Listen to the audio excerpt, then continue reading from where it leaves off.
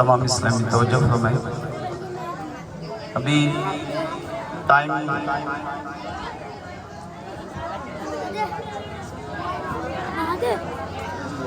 تمام اسلامی توجہ فرمائیں، ٹائم بھی کافی ہو چکا ہے، اور یہ جو بچے جتنا شور کر رہے ہیں نا، تو اس طرح آپ کو بھی نہیں سمجھ آنی اور بچوں کو بھی نہیں سمجھ آنی۔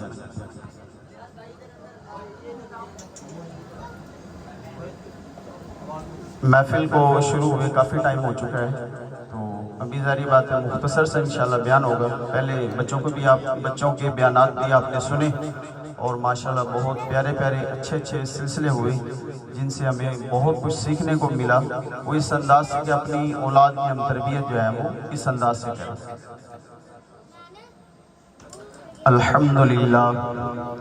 الحمدللہ نحمده ونستعینه ونستغفره ونؤمن به ونتوکل علیہ ونعوذ باللہ من شرور انفسنا ومن سیئات اعمالنا من يهده الله فلا مضل له ومن يضلله فلا هادي له واشهد ان لا اله الا الله واشهد ان محمدا عبده ورسوله۔ الحمد لله رب العالمين والصلاة والسلام على سيد الأنبياء والمرسلين، أما بعد فأعوذ بالله من الشيطان الرجيم، بسم الله الرحمن الرحيم۔ قال الله تبارك وتعالى في القرآن المجيد والفرقان الحميد، وأما بنعمة ربك فحدث۔ صدق الله العظيم وصدق رسوله النبي الكريم الأمين۔ قال رسول الله صلى الله عليه وآله وسلم، الصلاة علي نور على الصراط۔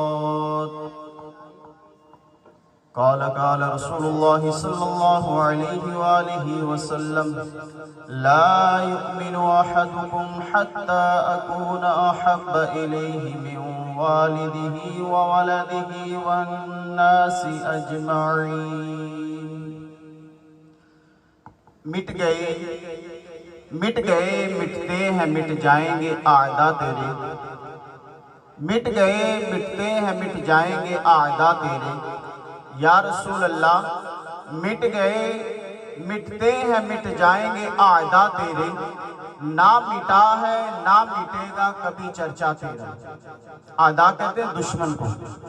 نبی پاک علیہ السلام کے دور سے ہی جو ہے وہ آپ کی شان کم کرنے والے لوگ موجود تھے، اور آج بھی موجود ہیں اور آئندہ بھی ہوتے رہیں گے۔ لیکن شاعر جو ہے وہ شعر کتنا پیارا لکھتا ہے، مٹ گئے مٹتے ہیں مٹ جائیں گے اعداء تیرے۔ یا رسول اللہ، آپ کے دشمن جتنے بھی ہوں، جس دور میں بھی ہوں، وہ مٹ جائیں گے، لیکن یا رسول اللہ آپ کا ذکر جو ہے نہ مٹا تھا نہ مٹا ہے اور نہ ہی مٹے گا۔ اللہ پاک نے قرآن میں فرما دیا، وَرَفَعْنَا لَكَ ذِكْرَكَ، اے حبیب ہم نے آپ کا ذکر آپ کے لیے ہی بلند کر دیا۔ شاعر بڑا پیارا شعر لکھتا ہے، مٹ گئے مٹتے ہیں مٹ جائیں گے اعداء تیرے، نہ مٹا ہے نہ مٹے گا کبھی چرچا تیرا۔ محبوب کی محفل کو محبوب سجاتے ہیں، آتے ہیں وہی جن کو سرکار بلاتے ہیں۔ وہ لوگ خدا شاہد، وہ لوگ خدا شاہد قسمت کے سکندر ہیں جو سرور عالم کا میلاد مناتے ہیں۔ ہم سارے الحمدللہ حضور علیہ السلام کا میلاد منانے کے لیے، آپ کا ذکر خیر کرنے کے لیے یہاں پر حاضر ہوئے ہیں۔ تو میں نے چند ایک آیات مبارکہ پڑھنی ہیں اور ایک دو حدیث مبارکہ آپ حضرات کی توجہ ہوگی تو انشاءاللہ تبارک تعالیٰ ہمیں بہت کچھ سیکھنے کو ملے گا۔ میں نے آیت مبارکہ پڑھی، اللہ تبارک و تعالیٰ قرآن پاک میں ارشاد فرماتا ہے، وَأَمَّا بِنِعْمَةِ رَبِّكَ فَحَدِّثْ، اور اپنے رب کی نعمت کا خوب چرچا کرو۔ کیا کرو؟ اپنے رب کی نعمت کا خوب چرچا کرو. یعنی پتہ چلا قرآن سے کہ اللہ پاک کی جو جو ہم پر نعمتیں ہیں اللہ پاک نے فرمایا کہ ان کا جو ہے وہ چرچا کرو, ذکر کرو, مطلب شکر ادا کرو. اب جس طرح ہم یہ محفل سجائے بیٹھے ہیں یہ بھی ایک نعمت کا جو ہے وہ چرچا کرنا مقصود ہے, ایک نعمت کا جو ہے وہ شکر ادا کرنا مقصود ہے. تو اس لیے اللہ تبارک و تعالیٰ کا جو یہ فرمان ہے وَأَمَّا بِنِعْمَةِ رَبِّكَ فَحَدِّثْ, اور اپنے رب کی نعمت کا خوب چرچا کرو. اب ذہن میں سوال ہوتا ہے کہ اللہ پاک کی نعمتیں تو بہت زیادہ ہیں, ہم یہاں پر الحمدللہ صحیح سلامت بیٹھے ہیں, یہ اللہ پاک کی نعمت ہے. ہم الحمدللہ مسلمان گھرانے میں پیدا ہوئے, یہ بھی اللہ پاک کی نعمت ہے. ہمارے ہاتھ, پاؤں, کان, آنکھیں سب کچھ سلامت ہے, یہ بھی بہت ساری بہت بڑی بڑی نعمتیں ہیں. لیکن اللہ پاک نے قرآن میں جو فرمایا وَأَمَّا بِنِعْمَةِ رَبِّكَ فَحَدِّثْ, اور اپنے رب کی نعمت کا خوب چرچا کرو. اب اس چرچا کرنے کا انداز کیا ہوگا اور اس سے مراد کون سی نعمت ہے, اس سے مراد کون سی نعمت ہے؟ ایک چھوٹی سی مثال ہے. ہمیں اگر 10 روپے کی ضرورت ہو, مجھے 10 روپے کی ضرورت ہے, میں حاجی شفیع صاحب کو عرض کرتا ہوں حضور 10 روپے کی ضرورت ہے, مجھے 10 روپے عطا فرمانا. اب یہ 10 روپے نکال کے مجھے عطا فرماتے ہیں, میں کہتا ہوں جزاک اللہ خیرا, کوئی شکریہ کہے گا, کوئی تھینک یو کہے گا, مختلف الفاظ, اتنا سے ہی کہیں گے, اس سے زیادہ تو نہیں نہ کہیں گے. 10 روپے ہے نا, کیا خیال ہے, اتنے کہیں گے شکریہ, 10 روپے ہیں. لیکن اگر ہمیں بہت بڑی نعمت ملے, 10 روپے بھی نعمت ہیں, اگر بہت بڑی نعمت ملے, مثال دنیاوی اعتبار سے, اگر ہمیں عالی شان بنگلہ مل جائے, ہمیں عالی شان بلڈنگ مل جائے, عالی شان کار مل جائے, ہمیں بہت بڑا بزنس مل جائے, تو پھر ہم کیا کریں گے؟ کیا کریں گے جی؟ دوستوں کی دعوت کریں گے, رشتہ داروں کو بلائیں گے, ان کو ہم اپنے گھر پر انوائٹ کریں گے کہ ہمیں اللہ کی رحمت سے یہ نعمت ملی ہے, آؤ ہماری خوشی میں شامل ہو جاؤ. تو جب ہم دنیاوی نعمت پر اتنا شکر کرتے ہیں, اتنا بڑا اہتمام کرتے ہیں, تو پتہ چلا کہ ہر نعمت کا شکر کا انداز بھی مختلف ہوگا. کیا ہوگا جی؟ 10 روپے ملے جزاک اللہ, 100 روپیہ ملا مزید 2 مرتبہ شکریہ, بہت بہت مہربانی. لیکن اگر عالی شان کار مل جائے تو پھر ہم پھولے نہیں سما رہے ہوتے, پھر ہمیں جناب اندر سے ایسی خوشیوں کی لہر اٹھتی ہے کہ وہ ہم جانتے ہیں یا کوئی اللہ تبارک تعالیٰ جانتا ہے. تو اسی طرح ایک مثال ہے کہ اگر کسی کے ہاں اولاد نہیں, 20 سال ہو گئے شادی ہوئے, اولاد نہیں ہے, اب 20 سال کے بعد اللہ تبارک و تعالیٰ اس کو چاند سا بیٹا عطا فرما دے, 20 سال بعد چاند سا بیٹا ملے, تو اس کی خوشی کی کیسے انتہا ہوگی؟ وہ کیا کرے گا؟ مٹھائیاں بانٹے گا, لوگوں کو بتائے گا کہ اللہ پاک نے مجھے بیٹا عطا فرما دیا. وہ اس کے بھائی بہن, اس کے والدین سارے ذکر کریں گے کہ ہمارے بھائی کو اللہ نے بیٹا عطا فرما دیا. 20 سال ہو چکے جس کے ہاں اولاد نہیں, اللہ پاک نے اس کو بیٹا عطا فرما دیا. والدہ بھی بڑی خوش ہوگی, اس کی بیگم بھی بڑی خوش ہوگی, وہ خود اتنا خوش ہوگا کہ اس کا دل اچھل کر باہر آ رہا ہوگا, اس کا دل اچھل کر باہر آ رہا ہوگا. یار 20 سال بعد اللہ پاک نے اولاد دی. تو پتہ چلا کہ ہر نعمت کا شکر ادا کرنے کا انداز بھی مختلف. یہ بات سمجھ آ گئی تھی؟ ہر نعمت کا شکر ادا کرنے کا انداز مختلف. آج بعض لوگ اعتراض کرتے ہیں یہ دیکھیں جی یہ میلاد منا رہے ہیں جناب, یہ جلوس منا رہے ہیں, یہ جھنڈیاں لگا رہے ہیں, جھنڈے لگا رہے ہیں, یہ کہاں سے ثابت ہے؟ یہ انشاءاللہ سارا کچھ قرآن سے ثابت ہوگا, اور الحمدللہ ثابت ہے. اللہ کی رحمت سے اہل سنت کا کوئی بھی ایسا کام نہیں ہے کہ جو قرآن و حدیث سے ثابت نہ ہو, الحمدللہ. تو جو نعمت جس لیول کی ہوگی اس لیول کا اس کا پرچار کیا جائے گا، اس لیول کا جو ہے وہ شکر ادا کیا جائے گا، اس لیول کا اس کا جو ہے وہ ڈنکا بجایا جائے گا۔ اور قرآن سے یہ ثابت ہے کہ اہل ایمان کے نزدیک دنیا کائنات میں جو سب سے بڑی نعمت ہے وہ آپ کے اور میرے پیارے نبی محمد عربی صلی اللہ علیہ وسلم کی ذات ہے۔ اب حضور کی ذات کیسے نعمت جی؟ یہ بھی اللہ پاک نے قرآن میں فرما دیا، بخاری شریف کی حدیث بھی اس پر موجود ہے۔ اللہ تبارک و تعالیٰ کے پیارے حبیب علیہ السلام سب سے بڑی نعمت ہے، یہ اہل ایمان کا یقین ہے۔ جب حضور سب سے بڑی نعمت ہے، یہ ہمارا ایمان ہے، ہمارا عقیدہ ہے، تو لہذا اس نعمت کا شکر بھی اسی انداز سے کیا جائے گا۔ مثالیں سنی نا ہم نے، تو اس نعمت کا بھی شکر ہم اسی انداز سے کریں گے۔ تو یہ جو میلاد منانا یہ بھی شکر نعمت ہے، یہ بھی اس نعمت کا شکر کرنے کا انداز ہے۔ جھنڈیاں لگانا یہ بھی نعمت کا شکر کرنے کا انداز ہے، لائٹیں لگانا یہ بھی نعمت کا شکر کرنے کا انداز ہے، بیج لگانا یہ بھی نعمت کا شکر ادا کرنے کا انداز ہے۔ ہاں اس میں ایک مسئلہ یاد رکھیں کہ یہ سارا کچھ کرنا مستحب ہے، کریں گے تو ثواب، اچھی نیت کے ساتھ کریں گے تو ثواب، اگر نہیں کریں گے تو گناہ نہیں ہے۔ ہاں اس کو برا کہنا، اس کو ناجائز کہنا یہ گناہ ہے، یہ جائز نہیں ہے کہ ایک چیز مباح ہے اس کو جو ہے وہ کوئی بھی ناجائز و ممنوع قرار نہیں دے سکتا۔ تو نبی پاک صلی اللہ علیہ وسلم جو ہے وہ سب سے بڑی نعمت ہے۔ آپ کی آمد کی خوشی منانے کے لیے ہم یہ اجتماعات کا اہتمام کرتے ہیں، ہم محفل میلاد سجاتے ہیں۔ نبی پاک صلی اللہ علیہ وسلم کے بارے میں بخاری شریف میں موجود ہے، نبی پاک صلی اللہ علیہ وسلم کے بارے میں ارشاد فرمایا، محمد صلی اللہ علیہ وآلہ وسلم نعمتن، کہ محمد صلی اللہ علیہ وسلم اللہ کی نعمت ہیں۔ اب قرآن میں مزید کیا ارشاد فرمایا؟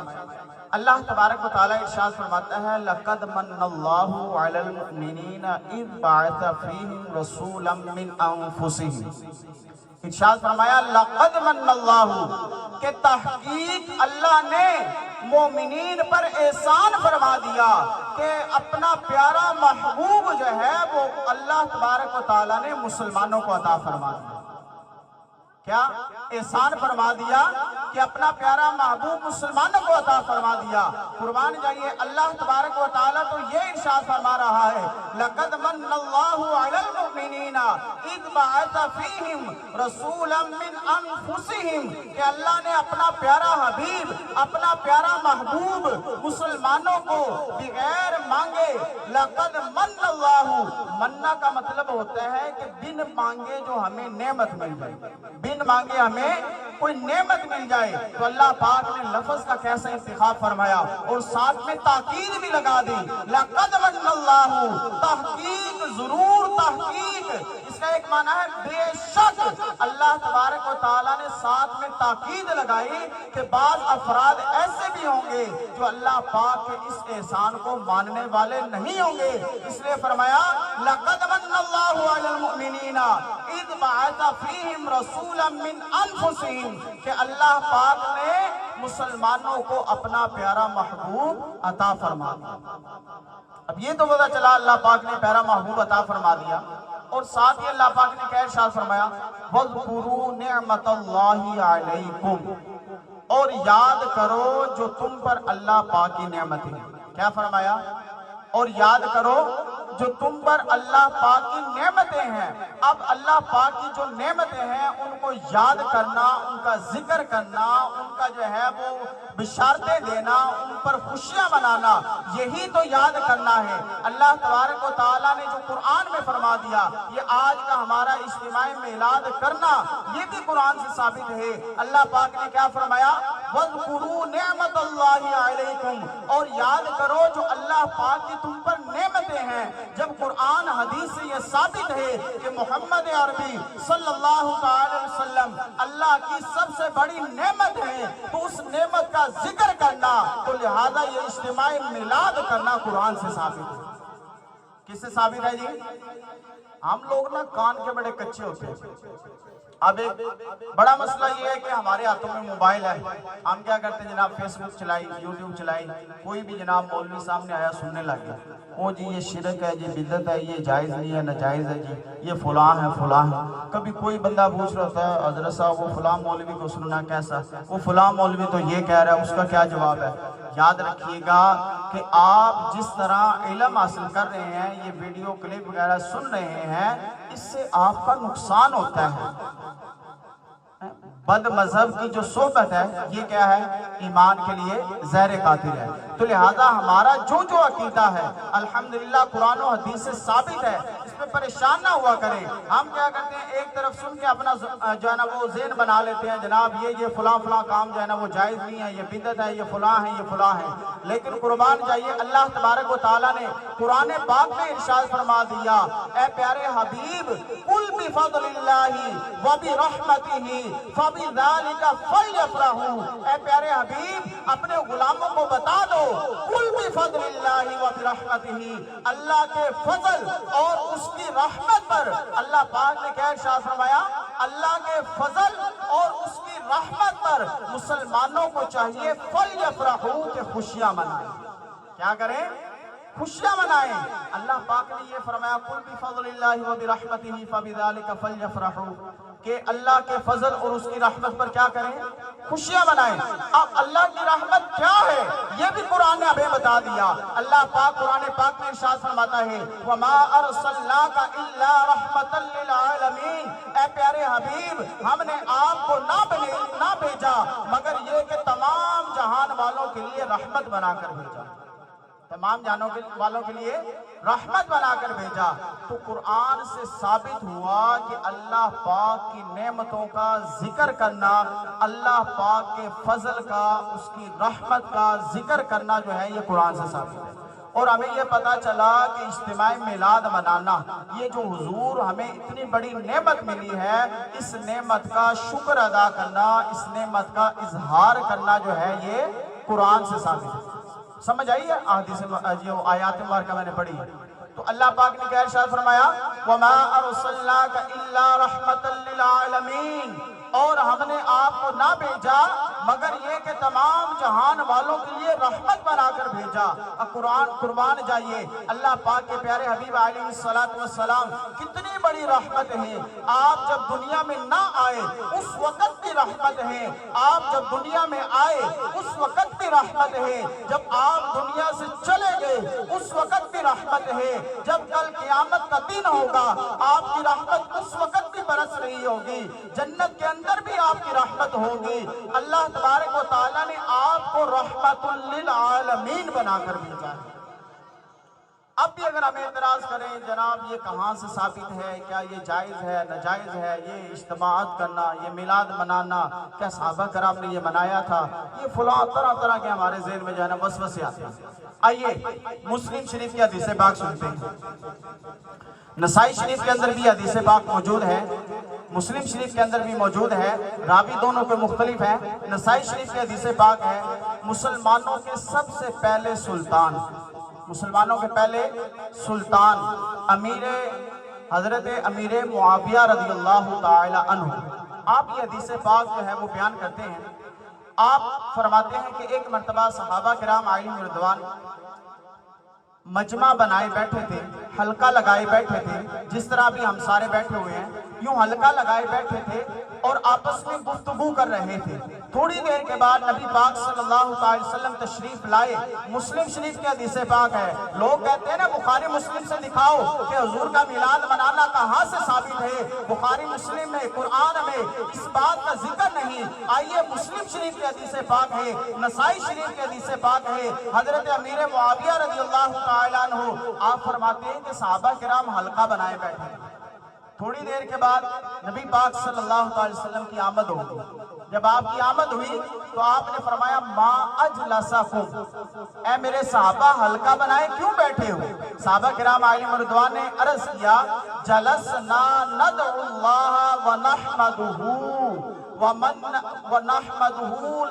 علی ہدانا لدینہ، اے پیارے حبیب صلی اللہ علیہ وسلم جلسنا ندعو اللہ ونحمدہ، ہم بیٹھے ہیں اللہ تبارک و تعالیٰ سے دعائیں کرنے کے لیے، ونحمدہ اور اللہ تبارک و تعالیٰ کی تعریف بیان کرنے کے لیے، علی ما ہدانا اس بات پر کہ اللہ پاک نے جس پر ہمیں ہدایت دی، اور ارشاد فرمایا ومنا علینا بکا، یا رسول اللہ صلی اللہ علیہ وسلم آپ کو ہمارے پاس بھیج کر ہم میں مبعوث کر کر اللہ تبارک و تعالیٰ نے جو ہم پر احسان کیا ہے یا رسول اللہ ہم اس کا ذکر کر رہے ہیں۔ اجتماع میلاد جو ہے یہ کس کا؟ صحابہ کرام کا طریقہ کار ہے۔ نبی پاک صلی اللہ علیہ وسلم نے ارشاد فرمایا میرے صحابہ کے اس بات پر قسم اٹھا سکتے ہو؟ صحابہ کرام نے عرض کی اللہ کی قسم، اللہ کی قسم یا رسول اللہ ہم اسی بات کا ذکر کر رہے ہیں کہ اللہ پاک نے آپ کو ہمارے پاس بھیج کر، مطلب آپ کو نبی بنا کر ہم پر جو احسان کیا ہے ہم اس کا ذکر کر رہے ہیں۔ صحابہ کرام علیہم رضوان نے جب اللہ کی قسم اٹھائی، نبی پاک صلی اللہ علیہ وسلم نے ارشاد فرمایا اے میرے صحابہ پریشان نہ ہو، میں نے اس لیے قسم نہیں اٹھوائی کہ میں کوئی تم پر بدگمانی کر رہا ہوں یا مجھے کوئی جھوٹ کا شبہ ہے، بلکہ نہیں، ابھی جبریل امین علیہ السلام آئے اور اللہ تبارک و تعالیٰ کا یہ پیغام دیا کہ اے پیارے محبوب جو آپ کے غلام جو حلقہ بنائے بیٹھے ہیں، آپ کے غلام جو اجتماع کر رہے ہیں، جو محفل سجائے بیٹھے ہیں، آپ کا ذکر کر رہے ہیں، میری تعریف و توصیف بیان کر رہے ہیں، اے پیارے حبیب ان کو یہ خوشخبری سنا دو کہ اللہ پاک ان لوگوں کے بارے میں اللہ پاک فرشتوں میں فخر فرما رہا ہے۔ کیا کر رہا ہے؟ فخر فرما رہا ہے کن کے بارے میں؟ کہ جو اللہ اور اس کے پیارے حبیب کا ذکر کر رہے ہیں۔ ہم کیا کر رہے ہیں یہاں پہ؟ کیا کر رہے ہیں؟ اللہ اور اس کے پیارے حبیب کا ذکر ہی کر رہے ہیں نا، تو لہٰذا اللہ اور اس کے پیارے حبیب کا ذکر کرنا، محفل سجانا، یہ کس سے ثابت؟ قرآن و حدیث سے۔ قرآن کی آیات ہم نے پہلے سنی نا کہ اللہ کی نعمتوں کا ذکر کرنا، اور نبی پاک صلی اللہ علیہ وسلم سب سے بڑی نعمت۔ ابھی ہم نے حدیث مبارکہ سنی، اب ایک اور حدیث پاک سنیے۔ بعض لوگ کہتے ہیں جی حضور نے اپنا میلاد نہیں منایا، اور قربان جائیے نبی پاک صلی اللہ علیہ وسلم تو ہر پیر شریف کو روزہ رکھ کر جو ہے وہ اپنا میلاد مناتے تھے۔ آپ کی بارگاہ میں عرض کی یا رسول اللہ آپ ہر پیر کو روزہ رکھتے ہیں؟ آپ نے فرمایا کہ میں اسی دن جو ہے پیدا ہوا، اسی دن مجھے جو ہے وہ نبوت ملی، اسی دن مجھے جو ہے وہ اللہ تبارک و تعالیٰ نے حکم ارشاد فرمایا اعلان نبوت کا، اللہ تبارک و تعالیٰ نے مجھے اسی دن پیدا کیا، مجھے اس دن پیدا کیا گیا، تو لہٰذا اس دن کی خوشی میں روزہ رکھ کر اللہ کا شکر ادا کرتا ہوں۔ اب نبی پاک صلی اللہ علیہ وسلم کے ایک بہت پیارا عمل جو ہے وہ آپ سنیے۔ حضرت حسان بن ثابت رضی اللہ تعالیٰ عنہ، آپ جو ہے وہ مداح رسول ہیں، صحابی ہیں، نبی پاک صلی اللہ علیہ وسلم کی تعریفات توصیفات بیان کرتے تھے، حضور علیہ السلام کے اوصاف بیان کرتے تھے، نبی پاک صلی اللہ علیہ وسلم کے بارے میں آج ہم کہتے ہیں نا صحابہ نے میلاد نہیں منایا، آئیے سنیے حضور علیہ السلام حضرت حسان بن ثابت رضی اللہ تعالیٰ عنہ آپ کو منبر پر بٹھاتے تھے اور آپ کو حکم ارشاد فرماتے تھے اے حسان ذرا نعت تو سنا۔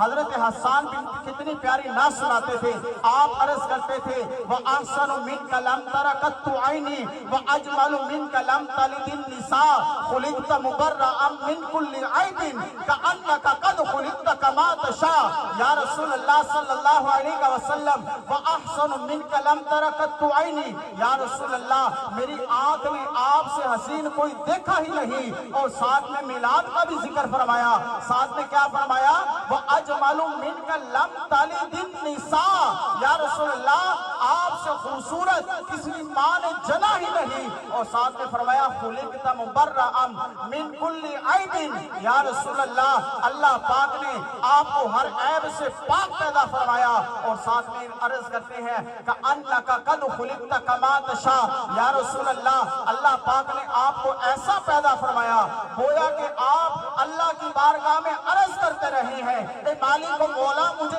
اس طرح بنا، كَأَنَّكَ قَدْ خُلِقْتَ كَمَا تَشَاءُ، آپ جس طرح عرض کرتے رہے ہیں اللہ پاک ویسے آپ کو بناتا رہا ہے۔ اب یہ بتائیں یہ میلاد نہیں ہم کہتے ہیں جی میلاد منانا قرآن و حدیث سے ثابت، اب یہ کیا ہے؟ ہم کیا کریں؟ ہم بھی تو یہ حضور علیہ السلام کے اوصاف بیان کر رہے ہیں، آپ کی تعریفات بیان کر رہے ہیں، آپ کی آمد کی خوشیاں منا رہے ہیں، بھلے وہ تلاوت کی صورت میں، نعت کی صورت میں، بیان کی صورت میں، کسی بھی صورت میں ہو۔ یاد رکھیے گا قرآن و حدیث سے یہ باقاعدہ الحمدللہ ثابت ہے۔ اب جو بندے میلاد مناتے ہیں، جو حضور کی آمد کی خوشیاں مناتے ہیں، ان کو انعام کیا ملتا ہے؟ شاہ عبدالحق محدث دہلوی رحمت اللہ تعالی علیہ، آپ تقریباً 650 سال پہلے کے بزرگ ہیں، آپ لکھتے ہیں اور آپ ایسے بزرگ ہیں کہ جن کو ہر مسلک والا مانتا ہے، بد مذہب بھی ان کو مانتے ہیں۔ ہم تو الحمدللہ ہر اللہ تبارک و تعالیٰ کے ولی کو مانتے ہیں نا، ہر جو نیک بندہ ہے اس کو مانتے ہیں۔ یہ ایسی شخصیت ہے کہ جن کو ہر ایک مانتا ہے۔ حضرت شاہ عبدالحق محدث دہلوی رحمت اللہ تعالی علیہ، آپ فرماتے ہیں کہ جو نبی پاک صلی اللہ علیہ وسلم کا میلاد مناتا ہے، آپ کی آمد کی خوشیاں مناتا ہے، اللہ تبارک و تعالیٰ میلاد کی برکت سے اسے جنات النعیم میں داخل فرمائے گا۔ یعنی کیا کرے گا؟ جنت میں داخل فرمائے گا۔ حضرت سری سکتی رحمت اللہ تعالی علیہ آج اعتراض کرتے ہیں کہ یہ آج کل کی خرافات ہے جی، یہ آج کل شروع کیا میلاد، یہ بس 50-60 سال ہو گئے ہیں، 100 سال ہو گئے ہیں۔ آئیے حضرت سری سکتی رحمت اللہ تعالی علیہ آپ کا قول سنیے، اور آپ 750 پہلے کے بزرگ ہیں، 750 سال پہلے کے بزرگ ہیں۔ حضرت سری سکتی رحمت اللہ تعالی علیہ بغداد کے اندر آپ کا مزار ہے۔ آپ فرماتے ہیں کہ نبی پاک صلی اللہ علیہ وسلم کی محفل میں آنا گویا کہ جنت میں داخل ہونے کے مترادف ہے۔ یعنی جو بندہ حضور کی محفل میں آتا ہے گویا کہ وہ جنت میں جا رہا ہے۔ حضور علیہ السلام کا میلاد منانا گویا کہ جنت میں جانا ہے۔ ساتھ میں آپ فرماتے ہیں اس کی وجہ کیا ہے؟ آپ فرماتے ہیں کہ حضور کا میلاد منانا جو ہے یہ کس لیے ہے؟ صرف اور صرف حضور سے محبت کے لیے، محبت کے لیے نا۔ ہم سارے یہاں پر بیٹھے ہوئے ہیں، باتیں سمجھ آ رہی ہیں؟ کوئی نہیں سمجھ آ رہی ہے جی؟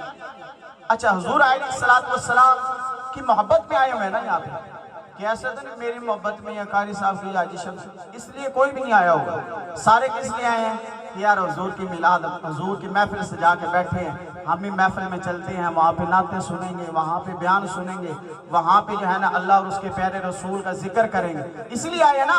ربیع الاول میں اس لیے محفلیں سجائی جاتی ہیں۔ قربان جائیے حضرت سری سکتی رحمت اللہ تعالی علیہ آپ فرماتے ہیں محفل میلاد میں جانا یہ جنت میں جانے کی طرح ہے۔ کیونکہ آپ فرماتے ہیں کہ میلاد منانا جو ہے یہ صرف اور صرف نبی پاک صلی اللہ علیہ وسلم کی محبت کی بنا پر ہے، اور حضور علیہ السلام کا فرمان ہے من احبنی کان معی فی الجنہ، کہ جو مجھ سے محبت کرے گا وہ جنت میں میرے ساتھ ہوگا۔ کیا ہوگا جی؟ وہ جنت میں میرے ساتھ ہوگا۔ الحمدللہ سنیوں کی قسمت میں یہ لکھا ہے کہ حضور کا میلاد بھی مناتے ہیں، حضور سے محبت بھی کرتے ہیں، آپ کی سنتوں پر عمل بھی کرتے ہیں۔ قربان جائیے یہ ہم نے اللہ تبارک تعالیٰ کے نیک بندوں کی باتیں سنی، اور حضور علیہ السلام سے محبت ہو بھی کیوں نہ بھلا۔ حضور علیہ السلام کا مقام اتنا عرفہ و اعلیٰ، اللہ تبارک و تعالیٰ نے آپ کو نبوت کے تمام اختیارات عطا فرما دیے کہ نبی جو 1,24,000 پیغمبر اس دنیا میں آئے، کسی نبی کو کوئی معجزہ، کسی نبی کو کوئی معجزہ، کسی نبی کا کوئی وصف، لیکن قربان جائیے نبی پاک علیہ السلام کی ذات پر اللہ تبارک و تعالیٰ نے آپ کو نبوت میں، یعنی جو منصب آپ کو عطا فرمایا، اللہ پاک نے اس میں مختار کل بنا دیا۔ اور حضور علیہ السلام کے ساتھ صحابہ کرام پتہ کس طرح محبت کرتے تھے؟ جو حضور سے محبت کرے گا وہ کیا ہوگا؟ جنت میں حضور کے ساتھ ہوگا۔ اور صحابہ کرام کس طرح جو ہے وہ حضور سے محبت کرتے تھے؟ حضرت ام حبیبہ رضی اللہ تعالی عنہا، آپ جو ہے ابو سفیان کی بیٹی، حضرت ام حبیبہ رضی اللہ تعالی عنہ، آپ ابو سفیان کی بیٹی ہیں۔ ابو سفیان جو ہے ابھی مسلمان نہیں ہوا تھا، بعد میں اسلام لا چکے تھے۔ ابو سفیان جو ہے مسلمان نہیں ہوا، لیکن آپ کی بیٹی کلمہ پڑھ کر حضور کے نکاح میں آ چکی تھی، اور کلمہ پڑھ کر مسلمان ہو چکی تھی، حضور کے نکاح میں آ چکی تھی اور مدینے جا چکی تھی۔ یعنی ہجرت کے بعد حضور علیہ السلام کے نکاح میں آئیں اور مدینہ میں حضور کے ساتھ رہیں۔ صلح حدیبیہ کا واقعہ مختصر عرض کرتا ہوں۔ صلح حدیبیہ کا جو ہے وہ واقعہ جب ہوا، صلح حدیبیہ کا واقعہ یہ ہے کہ مدینے سے مسلمان حضور علیہ السلام کے ساتھ صحابہ کرام جو ہے عمرہ کرنے کے لیے مکہ کی طرف جا رہے تھے۔ نیت یہ تھی کہ ہم عمرہ کریں گے، احرام بھی باندھے ہوئے ہیں، کوئی لڑائی جنگ کا کوئی ارادہ نہیں تھا۔ جب حدیبیہ کا مقام آیا نا، اس وقت کفار مکہ نے جناب یہ اعلان کر دیا مسلمان آ رہے ہیں جنگ کرنے کے لیے۔ اب کفار مکہ جناب انہوں نے باہری مسلمانوں کو روک دیا، خبردار مکہ میں نہیں آنا۔ اب حضور علیہ السلام اپنے صحابہ کے ساتھ جس مقام پر ٹھہرے ہوئے تھے وہ مقام تھا حدیبیہ۔ وہ مقام کون سا تھا؟ حدیبیہ۔ تو وہاں پر پھر مسلمانوں کی اور کفار کی صلح ہوئی، کچھ شرائط جو ہے نا معاہدہ طے ہوا، اسے کہتے ہیں صلح حدیبیہ۔ حدیبیہ کے مقام پر جو صلح، تو صلح حدیبیہ کے موقع پر حضور علیہ السلام اپنے صحابہ کرام علیہم رضوان کے ساتھ حدیبیہ کے مقام پر تھے۔ آپ کی زوجہ حضرت ام حبیبہ رضی اللہ تعالی عنہ آپ مدینہ میں تھی۔ ابو سفیان جو آپ کا والد تھا یہ بہت بڑا تاجر تھا۔ جب یہ اس نے دیکھا کہ مسلمان مدینے میں نہیں، حضور علیہ السلام مدینے میں نہیں، اور یہ تجارت کی غرض سے مدینے کے اطراف میں تھا، نبی پاک علیہ السلام کی غیر موجودگی میں اس نے کہا کہ چلو میں اپنی بیٹی سے ملا چلتا ہوں۔ جب حضور علیہ السلام کے گھر میں داخل ہوا، حضور علیہ السلام کے بستر پر بیٹھنے لگا نا، حضرت ام حبیبہ جو آپ کی بیٹی ہیں انہوں نے کیا کیا کہ آپ کے نیچے سے بستر ہی کھینچ لیا۔ اب ابا جناب والد بڑا حیران ہوا کہ بیٹی تو میری ہے، میں اس کا سگا باپ ہوں، اس نے یہ کیا حرکت کی ہے کہ اس نے میرے نیچے سے بستر کھینچ لیا ہے۔ اپنی بیٹی کو کہتے ہیں کہ بیٹی بتا یہ بستر میرے قابل نہیں یا میں اس بستر کے قابل نہیں۔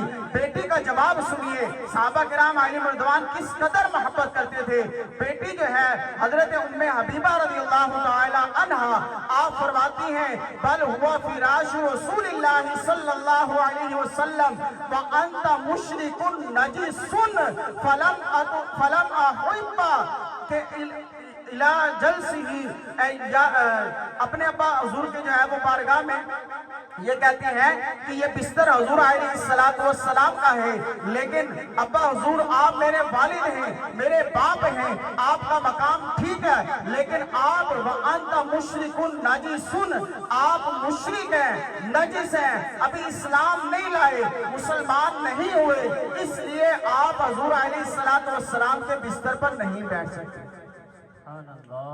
میرے میٹھے اور محترم اسلام بھائیو، حضور علیہ السلام کے اوصاف کی کیا ہی بات ہے، آپ کے کمالات کی کیا ہی بات ہے۔ حضور علیہ السلام کا میلاد منانا، آپ کا ذکر خیر کرنا، یہ قرآن و حدیث سے ثابت ہے۔ یہ کس سے ثابت ہے؟ قرآن و حدیث سے ثابت ہے۔ ہم نے سنا نا کہ حضور علیہ السلام کے ساتھ جو محبت کرتا ہے وہ جنت میں بھی حضور کے ساتھ ہوگا۔ تو یہ اجتماعی میلاد منانا، محافل کا اہتمام کرنا، یہ بھی کیا ہے؟ حضور سے محبت کا ہی جو ہے اظہار ہے۔ اب بعض لوگ کہتے ہیں یہ بدعت ہے، بعض لوگ کیا کہتے ہیں جی یہ بدعت ہے۔ اچھا یہ تھوڑی چہل پہل جو ہے نا وہ پہلے بھی توجہ ساری جو ہے نا وہ بڑھ جاتی ہے۔ پہلے عرض کیا تھا کہ بیان کے دوران تھوڑی شفقت فرمانی ہے۔ اچھا اب بعض لوگ کیا کہتے ہیں جناب یہ بدعت ہے۔ اب بدعت کہتے کس کو ہے؟ یہ مسئلہ بھی تھوڑا سا آج ہم سمجھ لیتے ہیں۔ ہم بھی جناب ہمیں پتہ نہیں ہوتا، ظاہری بات ہے علم نہیں ہے، تو ہم بھی کہتے ہیں کہ یار واقعی جو ہے نا یہ بندہ بات ٹھیک کر رہا ہے۔ یہ مسئلہ سمجھ لیں، بڑے عقیدے کا مسئلہ ہے۔ آج لوگ کہتے ہیں جناب یہ بدعت ہے، یہ شرک ہے، یہ حضور علیہ السلام نے یا آپ کے صحابہ نے نہیں میلاد منایا۔ ابھی ہم نے قرآن و حدیث سے سنا کہ حضور علیہ السلام کا ذکر خیر کرنا قرآن سے بھی ثابت ہے، بلکہ اللہ تبارک و تعالیٰ کا حکم ہے، اور صحابہ کرام علیہ رضوان کا یہ عمل ہے کہ صحابہ کرام علیہ رضوان نے حضور علیہ السلام کا میلاد منایا، آپ کا ذکر کیا۔ لیکن یہ بدعت یہ کیا ہے؟ بدعت کہتے ہیں کہ نبی پاک صلی اللہ علیہ وسلم کے زمانے میں جو کام نہ ہو وہ دین اسلام سے، جو کام نبی پاک صلی اللہ علیہ وسلم کے زمانے میں نہ ہو بعد میں ایجاد ہو تو اسے کہتے ہیں بدعت۔ اسے کیا کہتے ہیں جی؟ بدعت کا پتہ چلا کسے کہتے ہیں؟ کہ جو حضور کے زمانے میں کام نہیں ہوا بعد میں ایجاد ہوا اسے کہتے ہیں بدعت۔ اب یہ تو ہم سن لیتے ہیں کہ جناب بدعت ہے، یہ بدعت ہے، حضور کے زمانے میں نہیں ہے، دکھاؤ کہاں پہ لکھا ہے، صحابہ نے منایا کہ نہیں منایا۔ تو یاد رکھیے گا بدعت کی ہیں دو قسمیں۔ بدعت کی کتنی قسمیں ہیں؟ دو۔ ایک ہے بدعت حسنہ اور ایک ہے بدعت سیئہ۔ بدعت حسنہ کہتے ہیں اچھی بدعت، اور بدعت سیئہ کہتے ہیں بری بدعت۔ اب وہ کیا کرتے ہیں جناب؟ ہر کام کوئی بدعت ہے۔ یاد رکھیے گا اگر ہم ہر کام کو بدعت کہہ کے اس کو برا کہیں گے تو پھر بہت سارے مسائل جو ہیں، بہت سارے معاملات جو ہیں وہ ہمارے ناکارہ ہو جائیں گے، بہت سارے مسائل کا جو ہے نا وہ ہمیں سامنا کرنا پڑے گا۔ مثال کے طور پر میں چند ایک مثالیں دیتا ہوں کہ بدعت جو ہے نا یہ مسئلہ سمجھنے کے لیے کہ نبی پاک صلی اللہ علیہ وسلم کے دور میں نا جو ہم قرآن پڑھتے ہیں نا، قرآن اس پہ اعراب نہیں لگا ہوا تھا، زبر زیر پیش وغیرہ جو ہے نا یہ نہیں لگی ہوئی تھی۔ یہ حضور علیہ السلام کے زمانے میں بھی نہیں لگی، حضرت ابوبکر صدیق کے زمانے میں بھی نہیں لگی، حضرت عمر فاروق کے زمانے میں بھی نہیں لگی، حضرت عثمان غنی کے زمانے میں بھی نہیں لگی، اور حضرت مولا کائنات علی المرتضی شیر خدا کے زمانے میں بھی نہیں لگی، حضرت حسن مجتبی رضی اللہ تعالی عنہ آپ کے زمانے میں بھی نہیں لگی۔ یہی خلافت راشدہ ہے۔ تو ان کے زمانے میں نا قرآن پر اعراب نہیں لگا، زبر زیر پیش جو یہ اعراب جو ہے حضور اور آپ کے خلفائے راشدین آپ کے زمانے میں نہیں لگا۔ اب اس کو تو کوئی نہیں کہتا یہ بدعت ہے، جناب قرآن پر اعراب لگا دیا، یہ حضور کے زمانے میں تو نہیں تھا، یہ بدعت ہے، اس کو ختم کیا جائے۔ کبھی آپ نے سنا ہے؟ نئی بات ہے نا، ہو سکتا ہے کئیوں نے پہلی دفعہ سنا ہو کہ حضور کے زمانے میں اعراب نہیں لگا ہوا تھا۔ کبھی آپ نے سنا ہے یہ بدعت ہے؟ کبھی نہیں سنا ہوگا۔ کیوں؟ کہ یہ بدعت حسنہ ہے۔ حضور علیہ السلام کے زمانے میں اگرچہ یہ کام نہیں تھا، بعد میں ایجاد ہوا، لیکن اس سے دین اسلام کو فائدہ ہوا۔ وہ کام جس سے دین اسلام کو فائدہ ہو وہ بدعت حسنہ کہلاتا ہے۔ مثال کے طور پر ہماری مساجد کے اندر محراب بنے ہوئے ہیں۔ حضور علیہ السلام کے زمانے میں محراب نہیں ہوتے تھے، بالکل برابر دیواریں ہوتی تھی۔ آج کوئی بھی نہیں کہتا یہ محراب ختم کیے جائیں، یہ بدعت ہے۔ میں ابھی یہ مائک پر بیان کر رہا ہوں، ساؤنڈ پہ بیان کر رہا ہوں۔ حضور کے زمانے میں تو کوئی نہیں ساؤنڈ ہوتا تھا، حضور کے زمانے میں تو کوئی مائک نہیں ہے، کوئی امپلیفائر نہیں ہے، بالکل سادہ اذان دی جاتی تھی۔ اس کو کیوں نہیں بدعت کہتے ہیں؟ بات عقل میں آ رہی ہے کہ کوئی نہیں؟ کہ اس کو بدعت کیوں نہیں کہتے ہیں؟ آخر جو ہے نا یہ اجتماع میلاد، محفل میلاد، یہ جھنڈیاں لگانا، یہ جلوس نکالنا، یہی بدعت کیوں نظر آتی ہے؟ بدعت تو دیکھیں نا، میں نے کافی ساری چیزیں بتا دی کہ یہ ساری کی ساری جو ہے نا وہ کیا ہے؟ بدعت ہے۔ بدعت کا مطلب پتہ چلا نا، جو حضور کے زمانے میں نہیں ہے وہ نیا کام جو حضور کے زمانے میں نہ ہو بعد میں اسے کیا کہتے ہیں؟ بدعت، نیا کام۔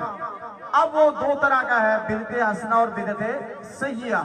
بری بدعت جو ہے نا یہ جو ہے نا وہ کیا کہتے ہیں؟ گمراہ کرنے والی۔ لیکن ہم جناب بھولے والے ہیں، ہمیں پتہ ہے کوئی نہیں ہے، وہ بدعت کہہ کے جو ہے نا ہمیں گمراہ کر دیتے ہیں۔ بہت سارے نوجوان جو ہے نا یہ موبائل فون کا شکار ہو کے فلاں جناب اس کی تقریر سن رہے ہیں، فلاں کا کلپ سن رہے ہیں، فلاں کا سٹیٹس دیکھ رہے ہیں، جناب وہ پریشان ہو جاتے ہیں۔ تو آج یہ اپنا ذہن بنا لیں کہ بدعت جو ہے نا یہ ہر ایک بدعت بری چیز نہیں ہے۔ بدعت جو ہے نا یہ ہر ایک بری چیز نہیں ہے۔ کہ جس طرح میں نے مثالیں دی کہ یہ ہماری مسجد کا مینار بنا ہوا ہے، اتنا بڑا مینار کیا صحابہ کرام کے دور میں، حضور کے دور میں تھا؟ نہیں تھا۔ اب ایک اور بات میں آپ کو، ایک اور مسئلہ، ہم نماز تراویح ادا کرتے ہیں، جماعت کے ساتھ ادا کرتے ہیں نا، کبھی اعلان ہوا کہ بھئی جماعت سے تراویح ادا کرنا بدعت ہے، اس کو ختم کیا جائے، گھروں میں ادا کی جائے تراویح، یا مساجد میں اکیلے جو ہے نا وہ تراویح ادا کی جائے؟ کبھی سنا آپ نے؟ نہیں سنا نا؟ تو اس کو کیوں نہیں بدعت کہتے؟ حضور علیہ السلام کے زمانے میں تو تراویح کی جماعت نہیں ہوتی تھی، حضرت ابوبکر صدیق کے زمانے میں بھی تراویح کی جماعت نہیں ہوتی تھی، حضرت عمر فاروق اعظم رضی اللہ تعالی عنہ آپ کے زمانے میں باقاعدہ تراویح جو ہے وہ جماعت سے ادا کرنی شروع کی گئی۔ ایک مرتبہ حضرت عمر فاروق اعظم رضی اللہ تعالی عنہ آپ مسجد میں تشریف لائے، آپ نے دیکھا صحابہ کرام جو ہے نا وہ کوئی ایک، کوئی دو، کوئی ایک کر کے جو ہے نا نماز تراویح ادا کریں گے۔ اب آپ نے دیکھا کہ یار یہ جو تراویح ادا کرنے کا انداز ہے، اس سے بہتر انداز یہ ہے کہ ایک امام ہو، جس طرح فرائض ادا کیے جاتے ہیں اس کے پیچھے جو ہے وہ بقیہ جو ہے نا سارے کے سارے نماز تراویح ادا کریں۔ آپ نے کیا کیا؟ حضرت ابی بن کعب رضی اللہ تعالیٰ عنہ آپ کو مصلی پہ کھڑا کیا اور صحابہ کرام کو پیچھے جو ہے نا وہ کھڑا کیا، اور آپ نے جو ہے نا جماعت کے ساتھ تراویح پڑھنے کا حکم ارشاد فرمایا۔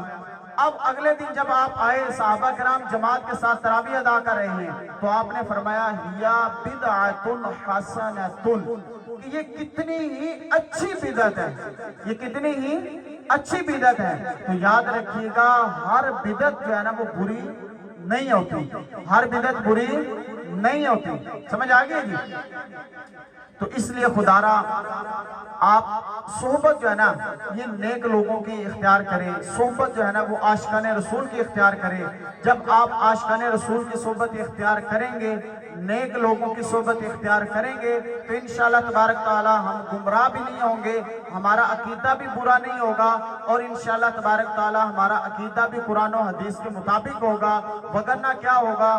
تو پھر جناب ہمارا دماغ تو پہلے خالی ہے، دین کا علم ہمارے پاس کوئی نہیں ہے، قرآن کا علم ہمارے پاس کوئی نہیں ہے، حدیث کا علم ہمارے پاس کوئی نہیں ہے، تو ہم کسی کی بھی بات سنیں گے نا، ہم کہیں گے یار پڑھ تو رہا قرآن ہی ہے، پڑھ تو رہا حدیث ہی ہے، لیکن یہ نہیں پتا کہ یہ قرآن کی جو آیت پڑھ رہا ہے یہ بتوں کے بارے میں نازل ہوئی ہے، قرآن کی آیت یہ جو پڑھ رہا ہے یہ کفار کے بارے میں نازل ہوئی ہے، ہمیں تو پتہ ہی کوئی نہیں ہے۔ ہم تو مان لیں گے بھائی واقعی قرآن میں یہ ذکر تو ہے، لیکن وہ آیت کس کے بارے میں نازل ہوئی؟ بتوں کے بارے میں۔ وہ چسپاں کس پر کر دی؟ اللہ کے ولیوں پر۔ اسی طرح احادیث مبارکہ بھی ہے، بہت ساری احادیث جو ہے نا وہ ہم سن کے گمراہ ہو جائیں گے۔ اس لیے ہمیں چاہیے کہ سب سے پہلے کوشش کریں علم دین حاصل کریں، اور وہ علم دین جو حاصل کرنا ہے وہ بھی کسی عاشق رسول سے حاصل کریں، وگرنہ کیا ہوگا؟